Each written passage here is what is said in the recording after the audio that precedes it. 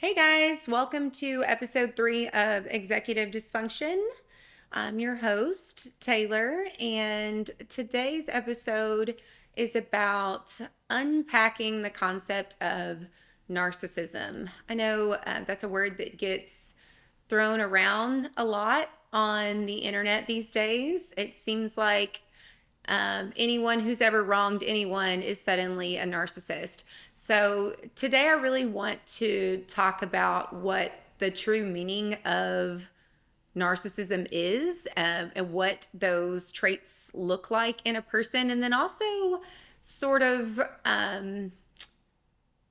debunking some or unpacking, if you will, what causes someone to take on narcissistic traits.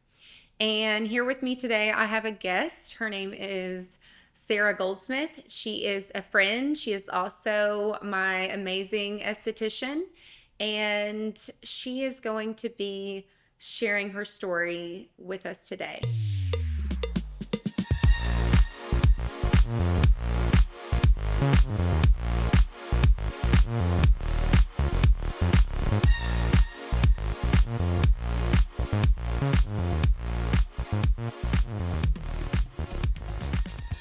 Sarah, thank you so much for coming and doing this with me today. You're welcome. I feel like whenever I've came to you, I've been coming to you for a year, 2 years. Yeah, close to it. Yeah. So I always, I'm especially around women. I'm very funny about being around women. I don't know, and talking to somebody about your skin Yeah.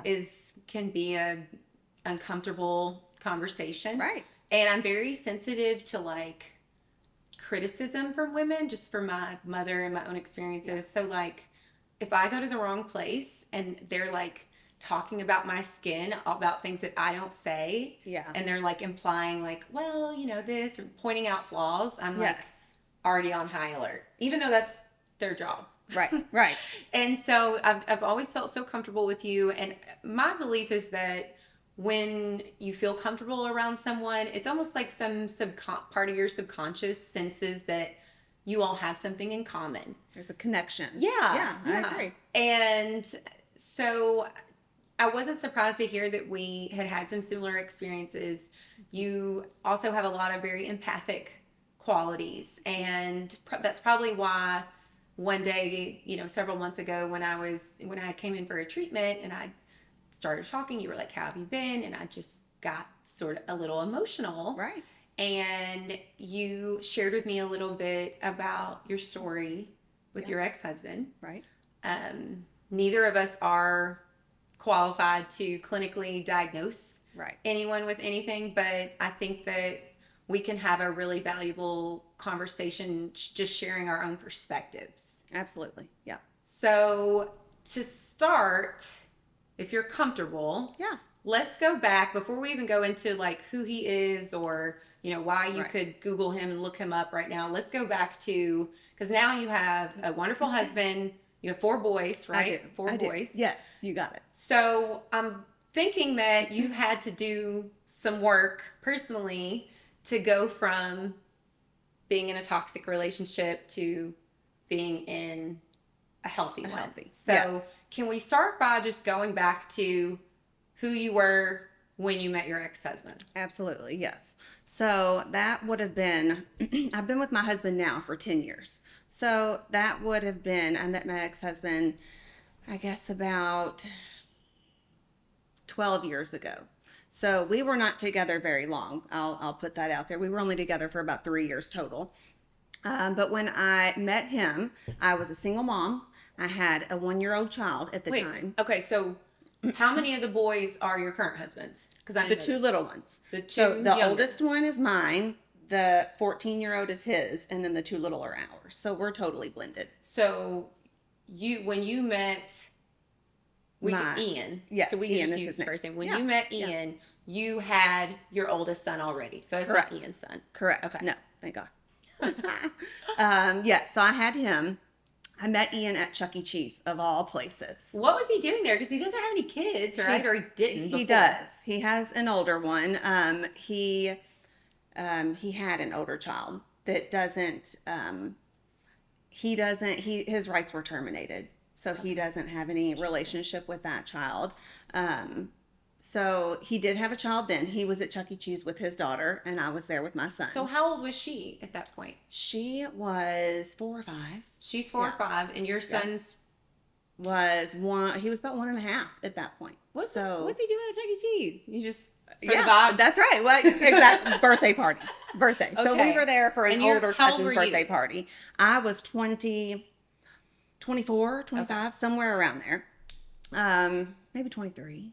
I don't know. Anyways, early 20s. Young. Yes, early 20s. Had not figured out life yet, let alone trying to figure out how to be a single mom at that young of an age. So, I didn't have a steady career at this point. I was just kind of bouncing around job to job. I was supporting myself as a single mom struggling. So that's kind of where I was at that time. And when he came, of course, things went really quickly because he kind of seemed to be the knight in shining armor. He came in, he seemed like a great man, successful. If I needed anything, he was there to provide it. And there were many red flags looking back I should have been able to pick up on. How did he approach? Let's go back to how he approached you at Chuck E. Cheese, because that's not really somewhere that you're there and men would assume, oh, she's probably looking to meet someone. So right, absolutely. How did that even work? And I'm with my whole family while I'm there, by the way. So then that was a little strange. So he came up and handed me his business card. Okay. And was he already into bodybuilding? Yes. Pictures of him, he looks like a very handsome, yeah, attractive guy. Yeah, especially back then. Yeah, okay. He definitely stood out. So there were moments where, we were glimpsing at each other across. So it wasn't just here's my business card. Yeah. It was more, yes, there was that's some very, interaction. right there. I mean, that speaks to the confidence level. Correct. To come up at, because for all he knew, you could have been in a relationship or married, so to come up and be like, hey, here's my business card. Right. If you ever want to go out sometime. Which is attractive. And a absolutely. confident man who sees you looking at him, he's looking at you, and he's like, you know what, I'm going to be a man and take the lead and go up and, yeah, I mean, that's an attractive quality. Right. And most men would have just said, here's my number, put it in your phone. So at that point, when he kind of hands you a business card, especially me being 23, that was more like, this is a man. He has to be successful. He's got his name on the card and everything. Yes. Right. So, yeah, that explains that. He kind of was the knight in shining armor at that point in my life. Just because it was such a struggle being a single mom, that when I would need my car fixed, he would be the one that would take my car and get my car fixed. So things went really quickly. We were probably dating / talking for about 6 months before he asked if we wanted to move in, which should have been my first red flag. Can I ask you something about that? Yeah. Because, so, you're a single mom, you're young, 6 months, here he comes, confident, handsome, successful, 6 months, asks you to move in. What would you say at that point where you were, do you feel like you were someone who was susceptible to love bombing because of your own childhood and early experiences? Yes. And so you were really, because it's almost like from my experience, because I don't want to project on you, so I'll just be honest and say it's my experience that my past, the reason I've been susceptible to love bombing is because I really want that to be true. I really want this, here it is finally. This is the love that I've been seeking. Right. I totally agree. Okay. Yeah, that's exactly right. Yeah. So he's 6 months. During that 6 months, I mean, did it all the things that you think of when you think about a fast-moving love bombing relationship? Yeah, absolutely. Took care of everything, always compliments, love, correct, constant attention. There was no part of our relationship at that point that was hostile in any way. He was always very, very sweet, took care of things. So it started, I started to envision the future in a sense that, I'll have a man that is going to be everything I want him to be, that is going to love bomb me and take care of everything. And I don't have to struggle the rest of my life. Because from my childhood, I was kind of, I guess my mind was always limited as to what women could do. In my mind, I always thought that a woman should be taken care of by a man until, I hit a certain age and was just like, screw that. I don't want to be taken care of by a man. I don't want to have to depend on a man again. So for a long time, I thought that I had to be taken care of. I thought that I was never going to be the breadwinner or the sole provider, or that a woman could do that, period. So I think maybe he picked up on that. I don't know. But I think that's also why, the relationship with him at first was so bright. So during that time, I mean, were you just thinking like, oh my gosh, I found it. Here That's it right. is. Yeah. Yeah, like He's willing to take care of my son and move us in. And yeah, and my son's dad was not involved. So it was, not only was I, expecting him to kind of pick up some of that slack. And what I thought he did at that point. And the love bombing continued until there was some sort of what's the word I'm looking for? Until there was when I moved in, things kind of there were a couple of things that would change when I that's married your first him. loss. That's the first step in giving up your personal control. Correct. Now you live there. Correct. Now I live there, and then it was a few months later. It was, oh well, you can just quit working and take care of the kids. So then I didn't. Then I had to depend on him for everything because then there wasn't any income coming in. Did you, so like I don't know what your relationship with your close family is. Do you have any sisters or brothers? I do. Yeah. Do your parents, do they live around here? Mm-hmm. They do. Yeah. Was there anything that anybody in your family, or even if it wasn't your family, like a close friend was like, slow down? All of them. Oh, All of them. it was just like, not let me hear it. Correct. I've been there. Right as soon as I moved in and married So they and saw things. Yes.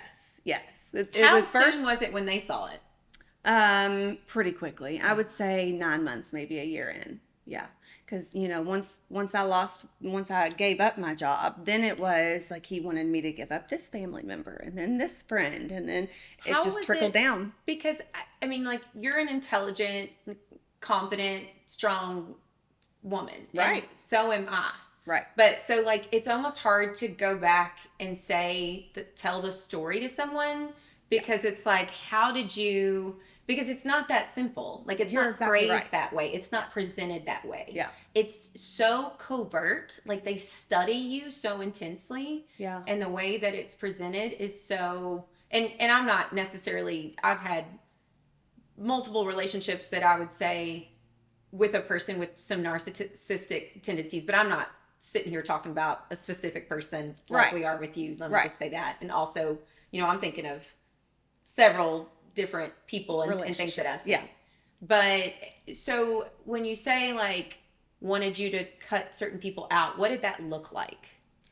Each person was a little bit different. It would be, sir, he would say, those people don't really care about you, or those people don't care about your future. I'm the only person that cares about what's best for you. Do you feel like he would find instances where you would be just in a natural dynamic, a relationship with anybody close to you, there's going to be conflict. Right. And who do you go to vent when you have conflict? Your partner. Yeah. So for me, I can think of times where I'd be like, oh, so-and-so did this and it's really bothered me. And it was always, see? That's exactly right. Yeah. They're not good for you. See? Yeah. They don't truly care about you. Whereas a healthy partner would be like, well, why don't you think about like their perspective, your perspective, That's like right. would be able to discern the situation and help you see it from a lens. So if the person really was unhealthy, they would, help you see that. But if the person, it was a good, relationship in your life and this was just a normal conflict, they would help you navigate that and look at it from another perspective versus see you need to cut them off. That's right. Yeah. Yeah. Yeah. After I married him was whenever it was more so like he wanted to cut off everybody. Nobody was involved. My parents couldn't be around him. My sister couldn't be around him.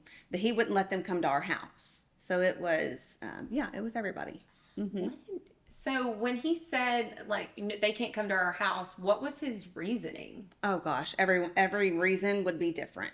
It would be because this person had this point of view, or this person didn't believe in Jesus. There were so many So it was like reasons. an influence of like, or with the guys of like, oh, I don't want people who aren't believers or who aren't Christians around the kids, and I don't want them in our home, like that kind of thing. Yeah, right. It could be. Yeah, any of it. Interesting. Yeah. What was his job at that point?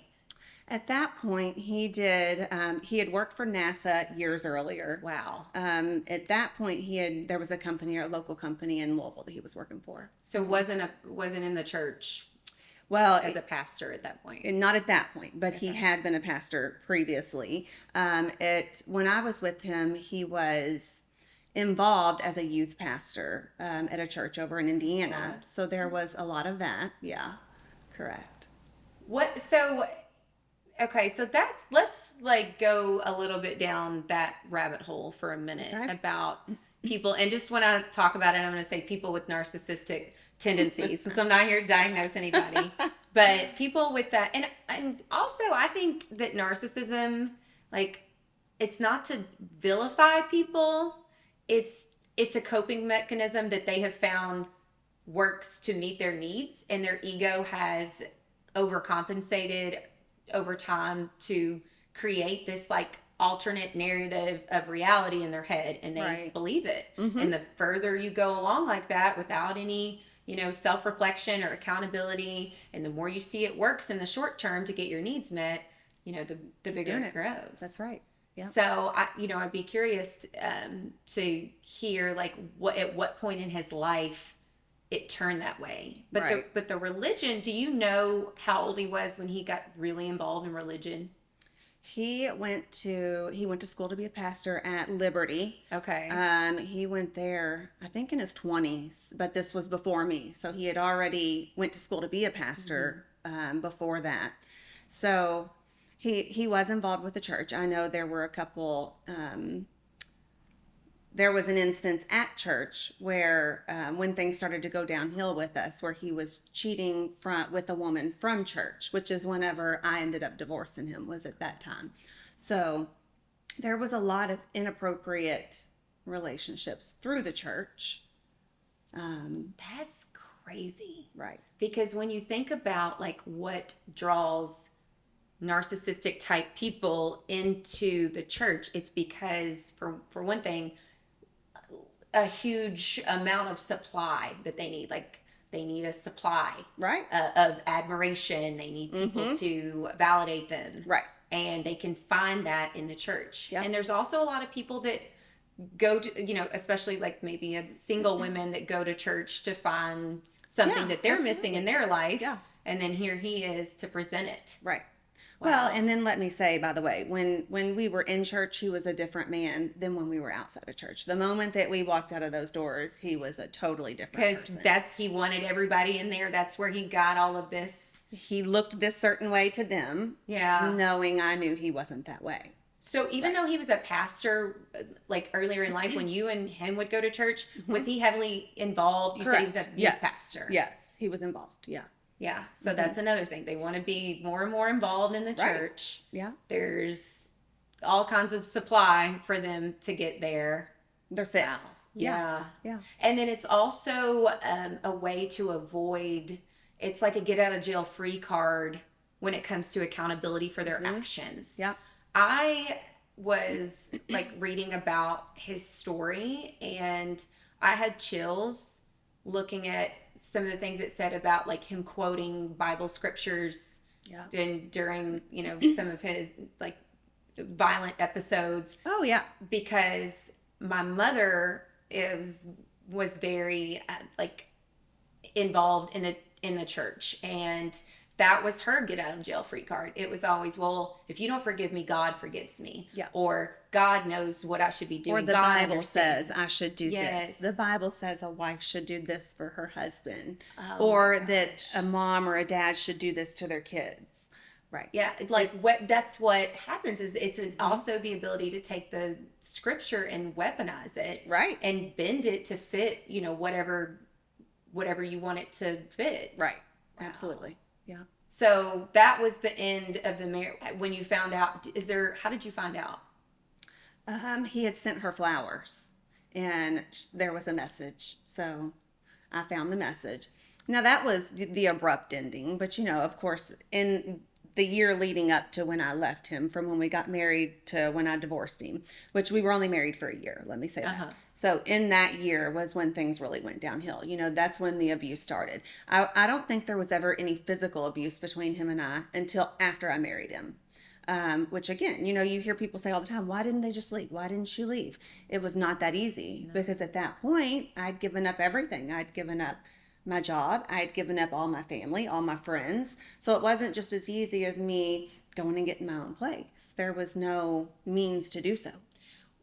So you said he worked for NASA. I mean, would you say he was a really highly intelligent person? Yes. So he's studying you in a way, because again, they're just operating in a way that they have learned works to meet their needs. And what are their needs? Their need is supply validation, somebody looking up to them, needing them. It's giving them the ego boost that they need. Right. Control. So he's probably constantly studying everything about you. He can, you all are living in the home together. I mean, you're married. So he knows when you're fed up and done. Right. And so did you feel like at times where you were really starting to like see him for who he was and pull away, that suddenly there was a glimpse of like, accountability, or like a facade of accountability and remorse that he would give you? Correct. I think it was a facade. Yeah. There were a couple times that it would be a facade,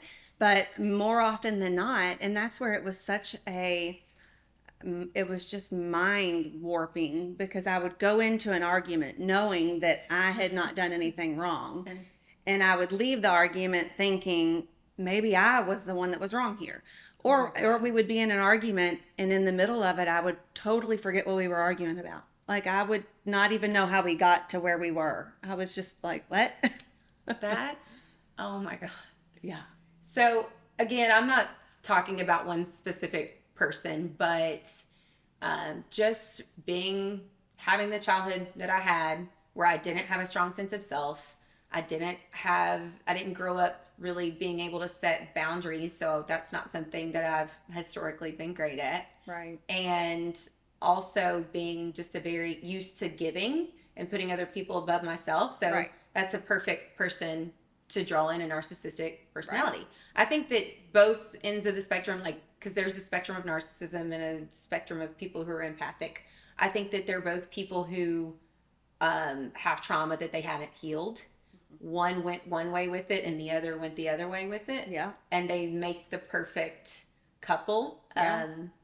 But so, I've drawn in a lot of people with the narcissistic tendencies in the past. And that, what you just said is so true. Like, okay, I'm going to write it down. I know that it wasn't me, but they are somehow like twisted reality, and they're so confident because they don't self-reflect and they really believe the delusional reality they created, right, that they're so confident in what they're saying to you that you're like, wait, am I and then I know I've been in relationships where they call me a narcissist, and then I'm sitting there, I'm Googling it, I'm like, am I the narcissist? Is it me? Did I do it? Because it's like I would react in a not a normal way, because I have my none of that is normal. No, and I'm also dealt with emotional reactivity, but I would react to something that was wrong, and then my reaction was the problem.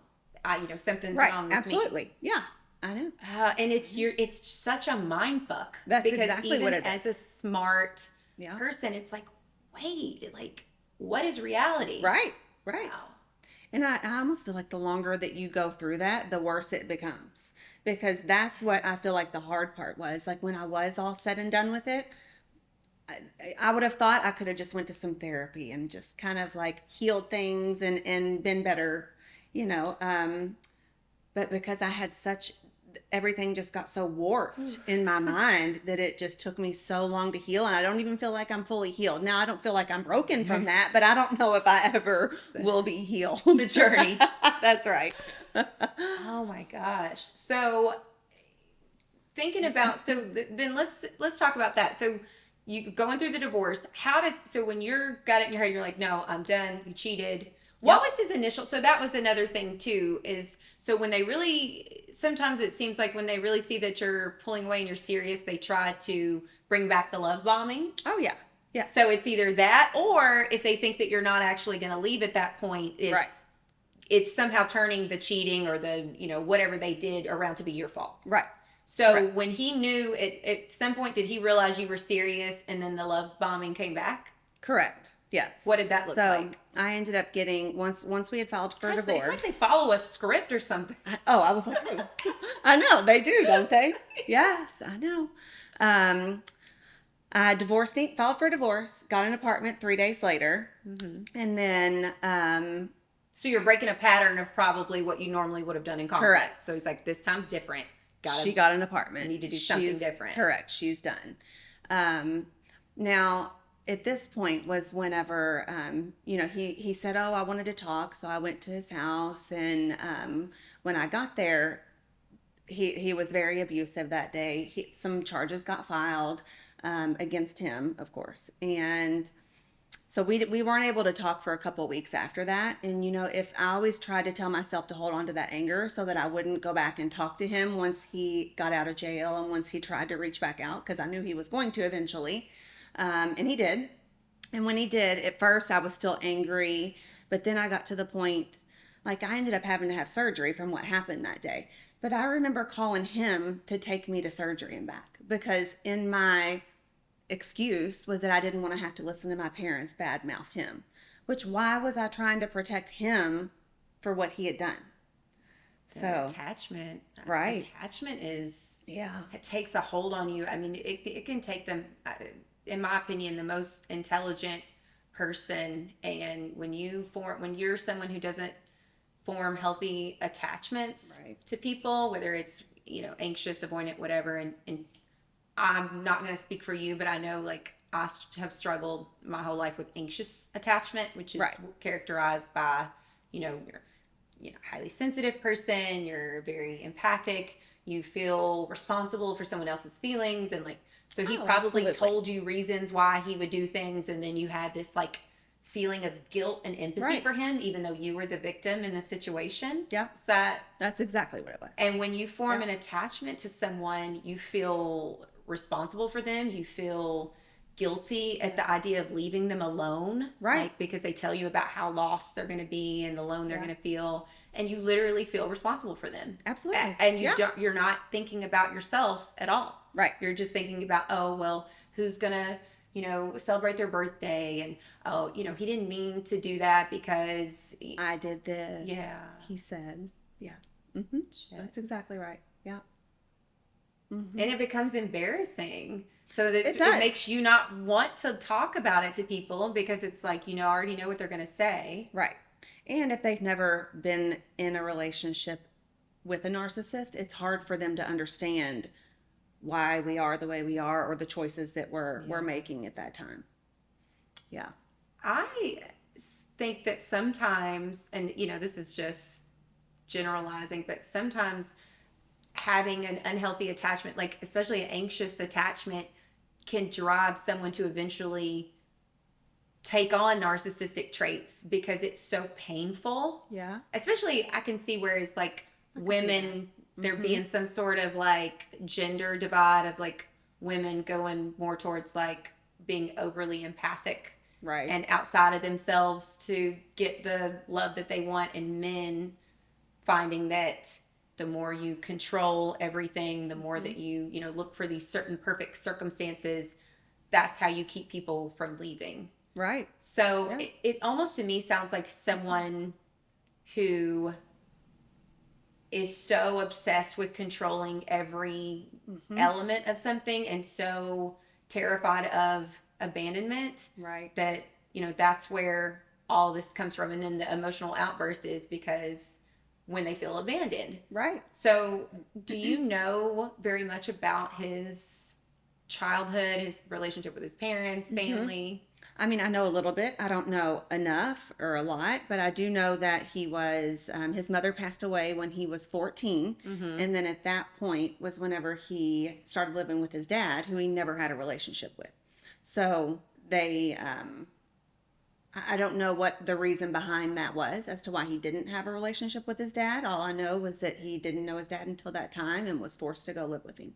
Wow. So Right. no telling what. And that just Right. never came up. He just never. There were things that I would ask him about that he just would not discuss, and that was one of them. Right. What were your Right. thoughts that he was just like, I'm not talking about it? Well, then being naive was I always thought, oh, well, it was because it was too painful to It talk about his hurts. mom. Yeah. Yeah. So I took it to that end. Yeah, but looking back, I'm sure there was probably a lot more abandonment that he didn't want to talk about or go through. I mean, just in in and of itself, like from a child's perspective, if somebody, their mom passing away, you're abandoned, even though obviously Absolutely. it wasn't, her choice. Intentional. You're abandoned, and that can create a deep seated abandonment wound. I mean, I think that like when I used to love to watch that show Snapped. Oh, Like, me too. Yeah. I think that people, abandonment wounds run so deep and are so fucking powerful. Yeah. You take the perfect storm of circumstance, like, you know, somebody who is like he was on steroids, like Right. somebody who's on steroids, someone who is highly intelligent, someone who's developed a narcissistic personality, Right. And who buys into all their bullshit, like, Right. it's just a perfect storm for something really bad to happen, because it's an overwhelming feeling, Right. that when that trigger comes up, I mean, it's consuming. Yeah. So, okay, so his mom passed away when he was 14. Never spoke about. Did you ever, like, at your wedding, was his dad there? Yeah. I met his dad a few times. Okay. So he was around, here and there. Yeah. I mean, it's not like you would envision a normal father. But he was there. I would see him twice a year, that Yeah. kind of thing. Did he have friends? Like guy friends? Oh, no. Absolutely not. No. So that's got to be, like, I'm thinking back in hindsight, especially to my 20s, I'm like, those had to have been things. I guess if you don't know, you don't know. Right. And you're Yeah. also blinded by, like, They wanting were red that. flags to me. I mean, there were definitely things that I looked at as red flags, but in my mind, I thought, well, back when I still thought he was a great person, Yeah. In my mind, I thought, well, it's okay that he doesn't have friends. Good, Right. actually. Because, I mean, I Yeah. know me, like, in my wounds, I have abandonment wounds. Right. And so, like, historically, like, oh, he doesn't have friends. He's not out That's doing right. things. Yeah. Awesome. Yeah, I get it. Yeah. So, okay. So, you get let's go back to, you get an apartment Yep. and the love bombing comes back. You got it. Yep. I get an apartment. He starts all the love bombing, trying to get me back. And at this point, I had already, there were charges, so that we were not supposed to be talking at that point. So there was always a little bit of, in my mind, a boundary that we could not cross.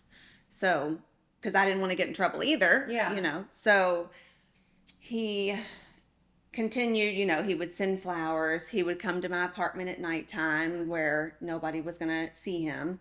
But at that time was whenever he met his wife after me during that same time. He had met her. So he's love bombing you actively to try to get you back, Correct. but also looking for other women. Correct. to- He had to get his ego fed Yeah. somehow. Yes. So then he had met her, which I think I reached out to her in that time and was like, hey, this is who he is, first thing. But second thing, I was also not healed. So was I reaching out to her to stop them from being together? Absolutely. But I was also telling her, hey, this is how he is.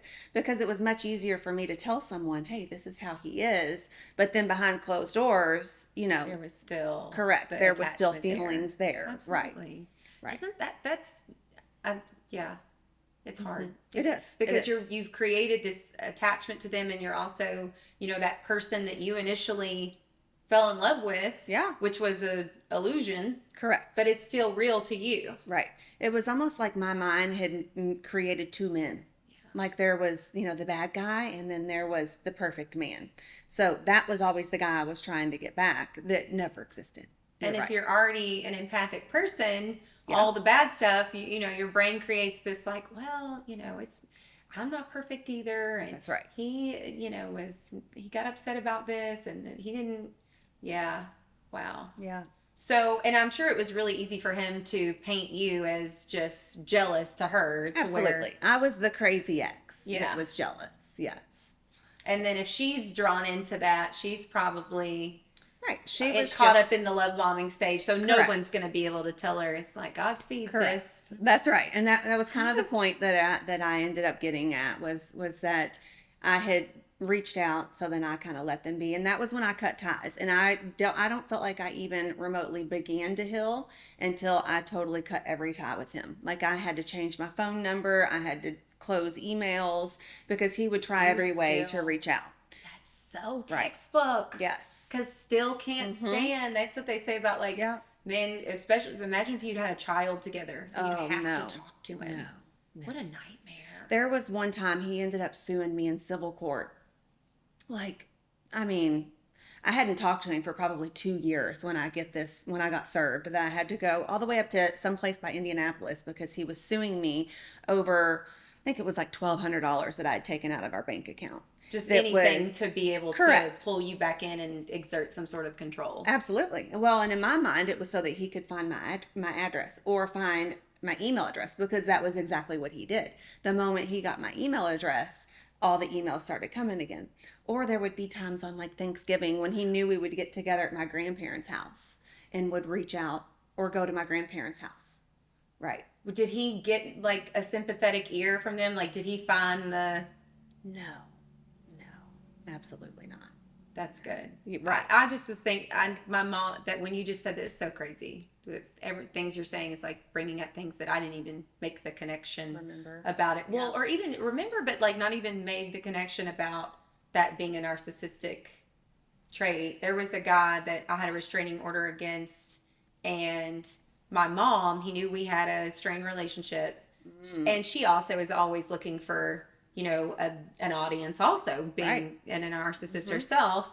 And so he was like talking to my mom, and she was like, oh, he wanted your address because he wanted to send you flowers to tell you he was sorry. Right. He feels so bad about everything, and he doesn't know where you live now. Right. And so he just wanted to send you flowers. Yeah. But so I was just like curious if there was anybody in your family that...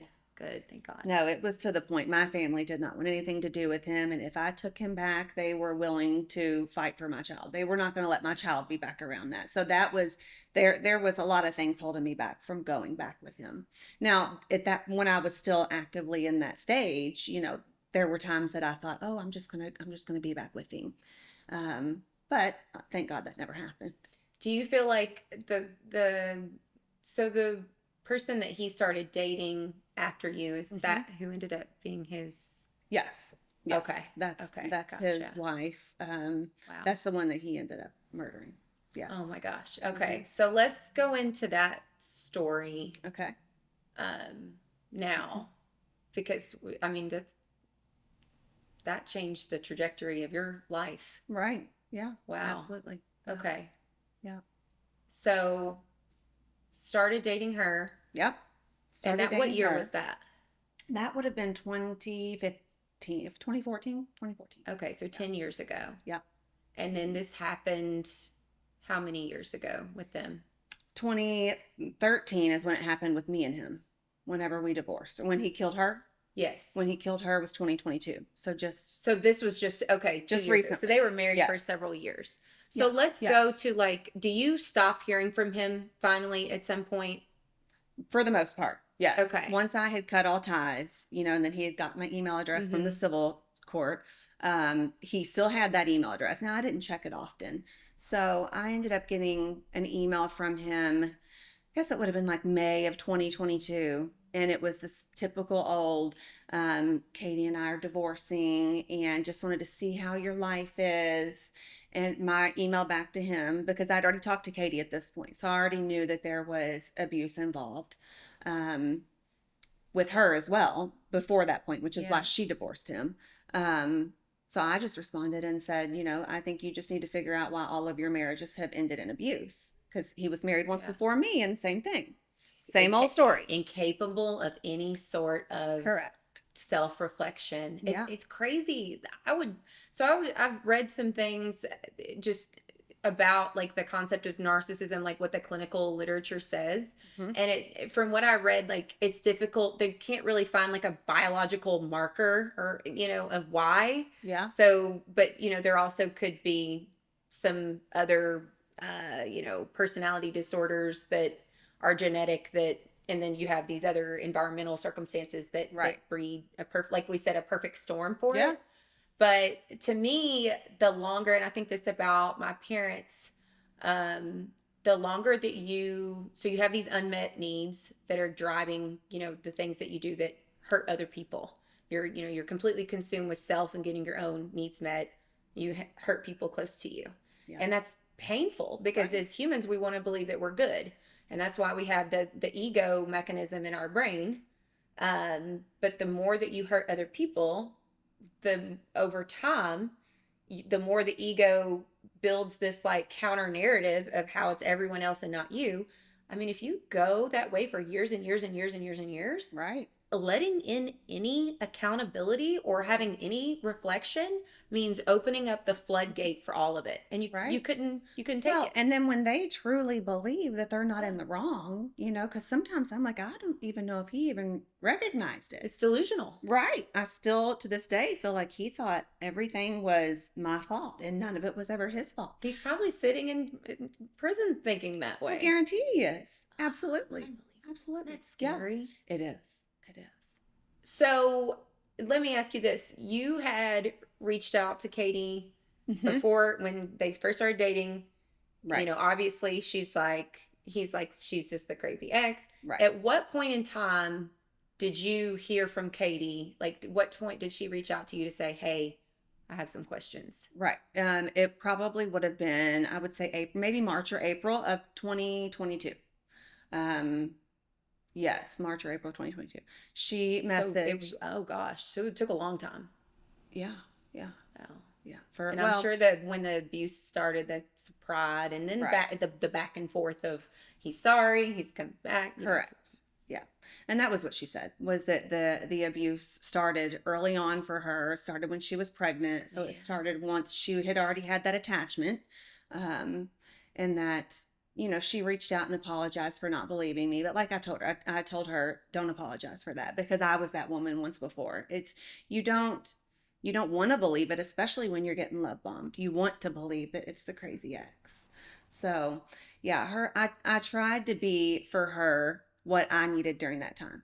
Like, it would have helped me if I would have had someone to say, don't believe him, don't go back, don't do this, don't do this, go do this. So I tried to kind of give her a little bit of guidance, and I do think that was helping her. I do. Yeah.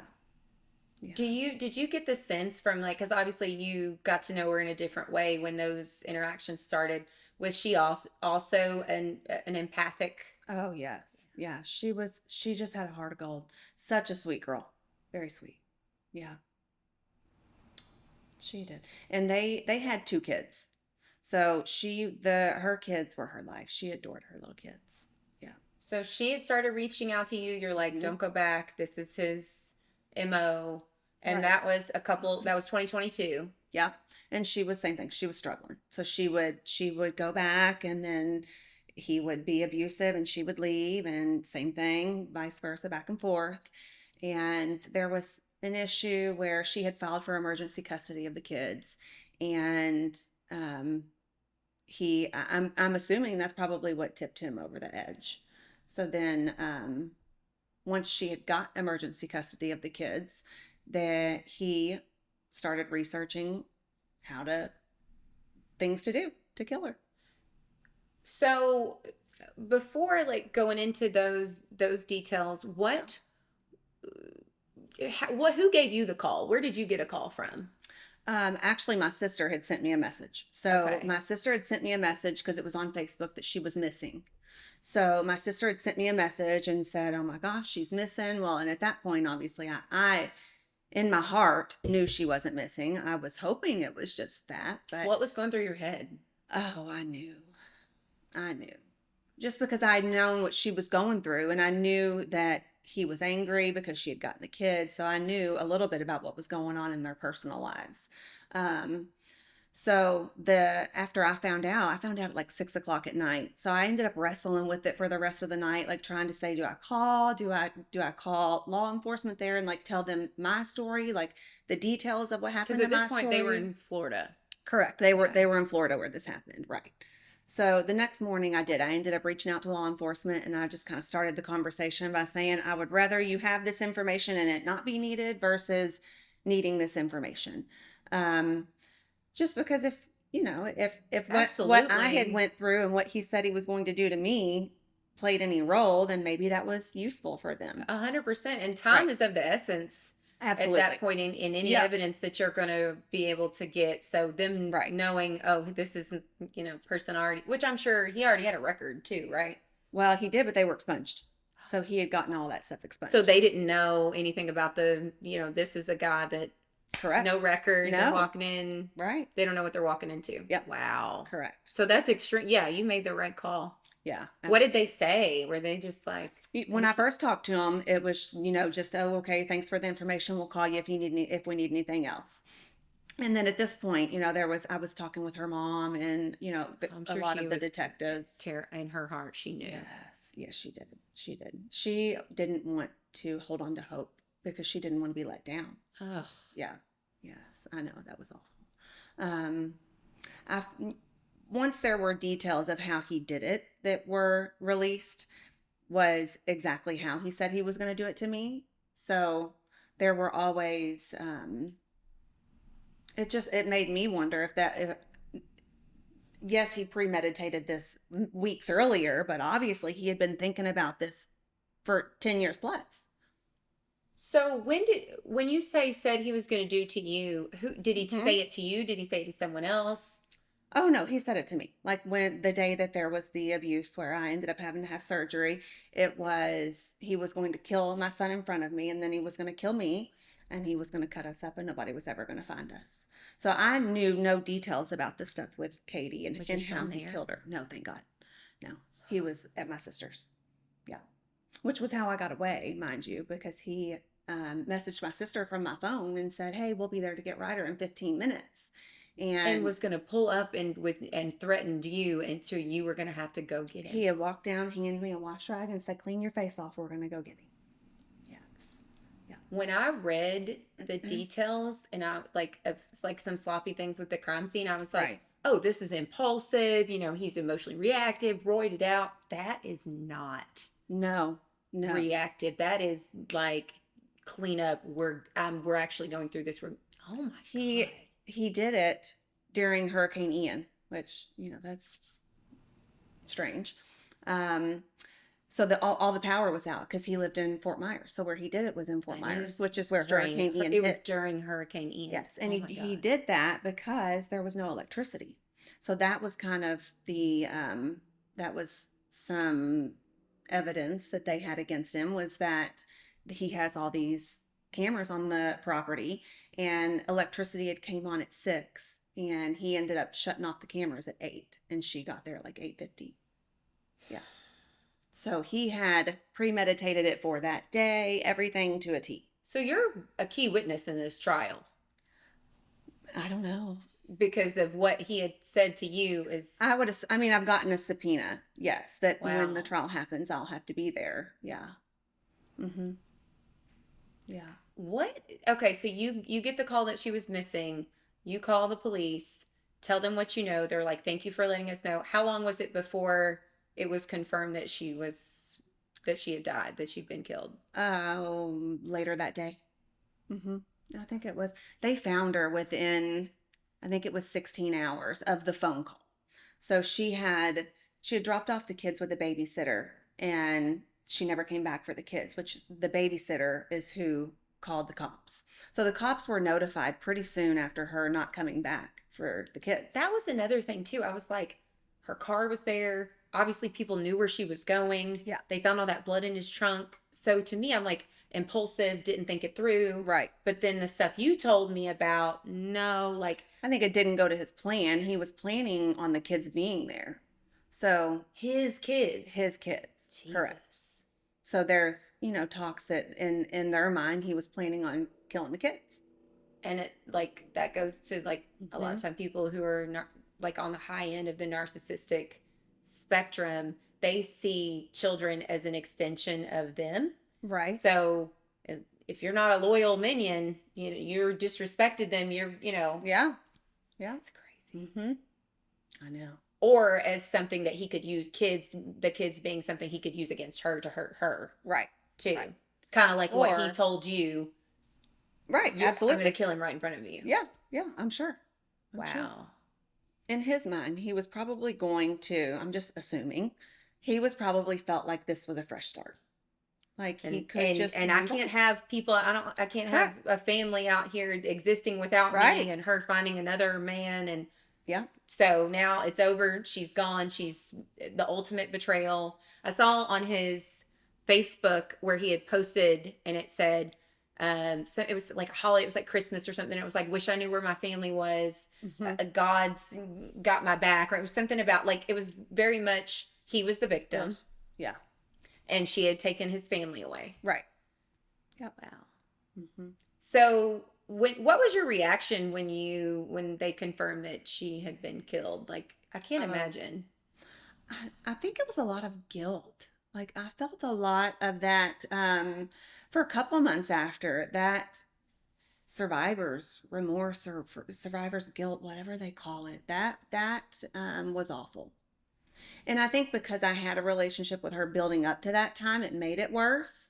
So like I remember messaging her right after the hurricane and asked if she had made it through, and I never got a response back from her. So like that was always, I don't know, just that. Did it also bring up like just, I'm sure it brought up all the shit that you went through too. Right. That's so much there. It did. But, and that's where I'm fine talking about it. Like, yeah, it brings up emotions, but it doesn't make me sad. It doesn't make me feel broken. At one point it did, but at the place that I'm at in my life now, I don't want to say I'm happy for going through anything that I've went through, but I am so much of a stronger person. I will never depend on another man, even though I adore my husband. I love my husband and he would provide for me. I don't have to depend on him. So I'm just a better person and a stronger person going through what I've gone through. But I do think that this brought up emotions and guilt. Yeah. Did your husband, obviously your husband knew everything. Right. So when you told him, I mean, he, Right. Wow. Yeah. I don't think other people truly understood the extent of it until this happened. I think once this happened was really whenever my husband or my family were really like, oh. You weren't doing no joke. Right. Yeah. That's so true. Yeah.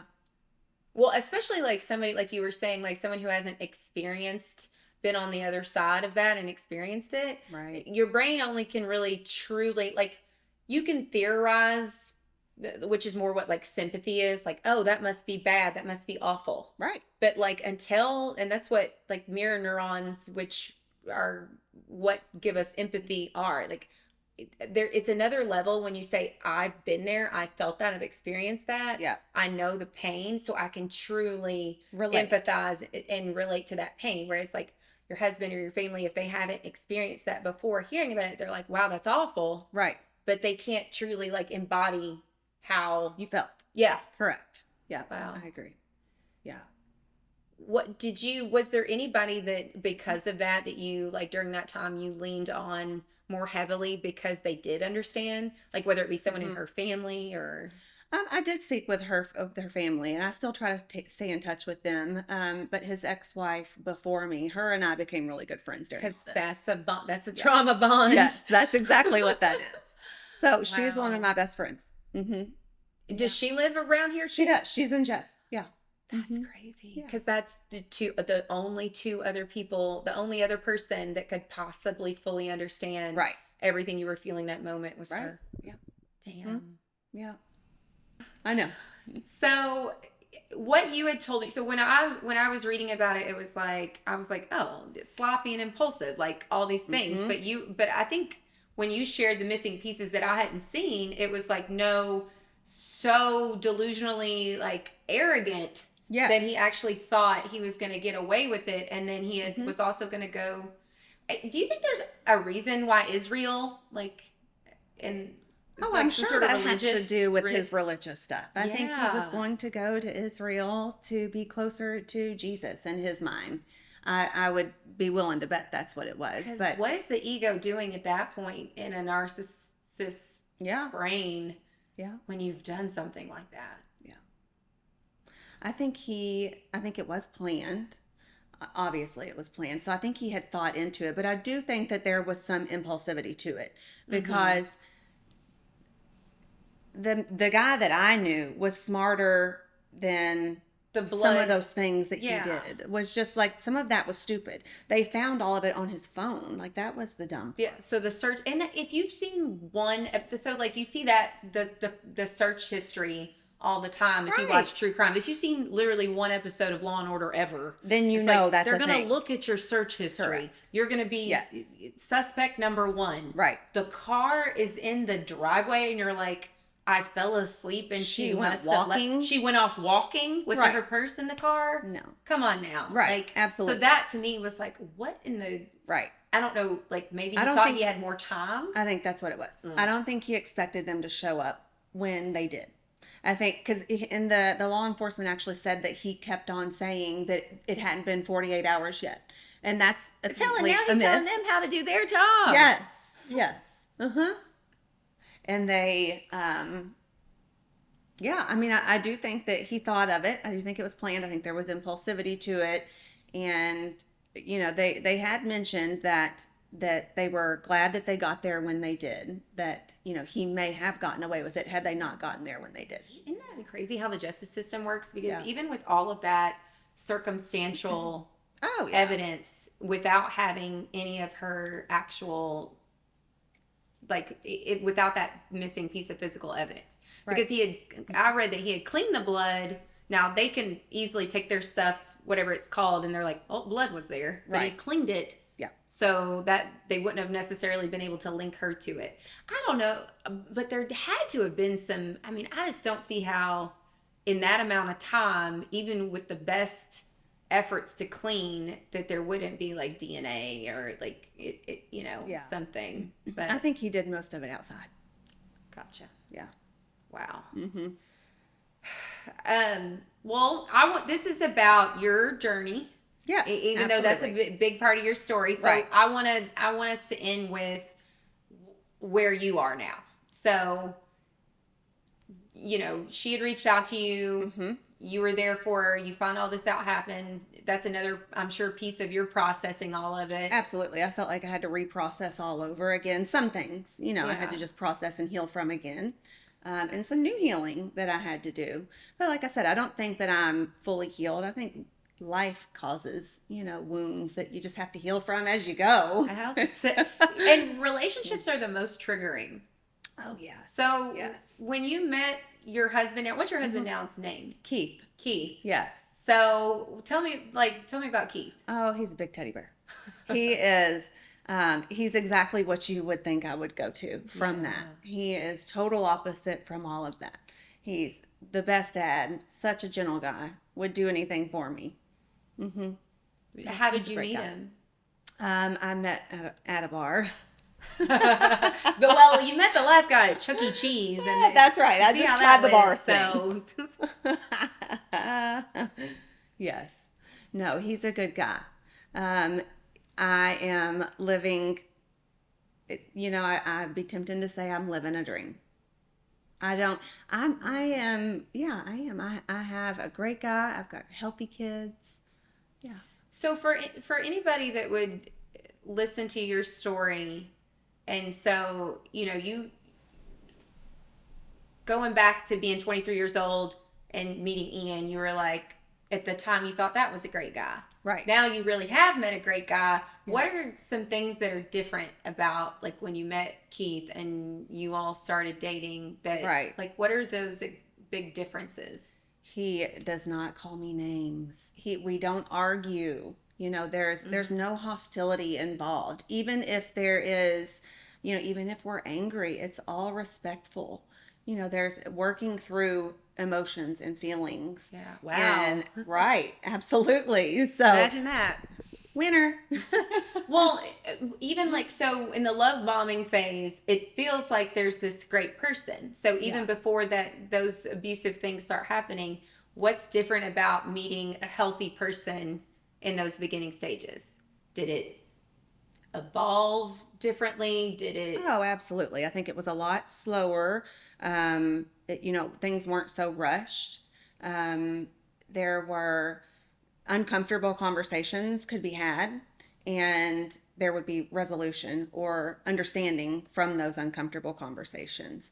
And just about life. I mean, it doesn't necessarily have to be about like an argument, just about, where we are in our life. So it wasn't like creating this fantasy facade that Correct. Right. someone who's love bombing you creates. Absolutely. It was like, hey, here's me as a real person where I am, and you had those conversations. Correct. Yeah. And he had friends. Absolutely. Too many, probably. Too many friends. That's all right. those friends. No, that's amazing. So, how old are your oldest son? 15. He's 15 now. 15 now. Was he like, what were his thoughts on, or what are his thoughts on everything, since this is someone who was his stepdad? I think boys kind of process emotions a little differently anyway, so I can only kind of guess what he's feeling. But I do think that in a sense he felt like I saw this coming. He has mentioned that to me a time or two. And some of the abuse was towards Ryder as well, my 15-year-old. So some of the abuse that Ian inflicted was on Ryder. So I think he has some emotions involved that he's still trying to work through. Yeah. I can imagine. Yeah. What would you say to, so obviously you were a friend to Katie when she needed it. What would you say to anybody that would hear this that might be in that phase of like uncertainty, like questioning themselves, questioning what they should do? I think if someone feels like they are with a narcissist and they know that they're with a narcissist, then obviously it's probably not going to work, and they probably just need to cut the ties completely. Just cut it. And that's not, some people have narcissistic traits, but they're not necessarily unsafe. That's true. But, I know there's so many women out there that, it starts small, starts with little violent things. Yeah. And I think when there's abuse involved is when it needs to be. Right. Yeah, because it's not, in the history of that happening, it's never just right. stopped. One time. Yeah. Right. Correct. All right, Sarah. Wow, I feel like I have been on a roller coaster of emotions over here. I can't imagine how you feel, because I'm just like, whew. Yeah. But thank you. I can't say thank you enough for coming on here and talking about this. I felt like we needed to have like doing your facial while we talk. Yes. Oh my gosh. And I had planned to like talk about, how stress comes up in your skin, but girl, we didn't even get there. There were so many pieces that I did not see coming, because we had it was a very brief conversation when I came to you about it, and I knew the very general story, and then I had done some research, but I mean, when you were going through the details, I'm like, I had chills. Right. It's crazy. It's heavy. Yeah. Well, thank you for coming on and talking through it with me. Yeah. Absolutely. All right.